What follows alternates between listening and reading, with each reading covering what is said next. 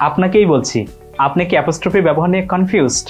কোথায় apostrophe S এর পর দিবেন, কোথায় অ্যাপোস্ট্রফি এস এর আগে দিবেন, এটা নিয়ে কনফিউজড? চলুন আমরা এই কনফিউজটা দূর করি। অনেকেই আমরা কনফিউজড সিঙ্গুলার নাউন এবং প্লুরাল নাউনের ক্ষেত্রে, অর্থাৎ আমরা এই যে অ্যাপোস্ট্রফি এসটা কোথায় বসাবো, অর্থাৎ পসেসিভ করার ক্ষেত্রে আমরা অ্যাপোস্ট্রফি এসটা কোথায় বসাবো সেটা নিয়ে কনফিউজড। আজকে আপনাদের একটা চমৎকার রুলস শেখাবো, যেটা আপনারা ইউজ করলে আর কনফিউজড হবেন না। সেটা হলো, আমরা মনে রাখবো যেসব শব্দের শেষে আমাদের এস আছে তার ক্ষেত্রে আমরা শুধু এস এর পর একটা অ্যাপোস্ট্রফি দিয়ে দেবো, কিন্তু যে শব্দের শেষে কোনো এস নেই সেই শব্দে আমরা অ্যাপোস্ট্রফি দিয়ে তারপর একটা এস দিব।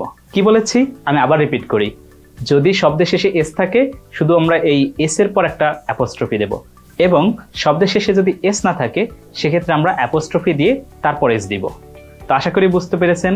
আমরা কিছু এক্সাম্পল দিচ্ছি, যেমন মোবাইল, এই শব্দের শেষে কোনো এস নাই, সেক্ষেত্রে আমরা অ্যাপোস্ট্রফি দেব তারপর এস দিব। কিন্তু আমরা যদি বলি মোবাইলস, অর্থাৎ মোবাইলের প্লুরাল ফর্ম, সেক্ষেত্রে আমরা মোবাইলস লিখে তারপর শেষে আমরা অ্যাপোস্ট্রফি দিব। এবার আমরা আরেকটা উদাহরণ দেখব, সেটা হলো অ্যাকিলিস হিল। এই যে ইডিয়মটা, এইখানে অ্যাকিলিস শব্দের শেষে কিন্তু একটা এস আছে, তো এই এস থাকার কারণে এক্ষেত্রে আমাদের নতুন করে এস দিয়ে অ্যাপোস্ট্রফি দিতে হবে না, আমরা শুধু শেষে একটা অ্যাপোস্ট্রফি দিলেই হবে। আশা করি আপনারা বুঝতে পেরেছেন।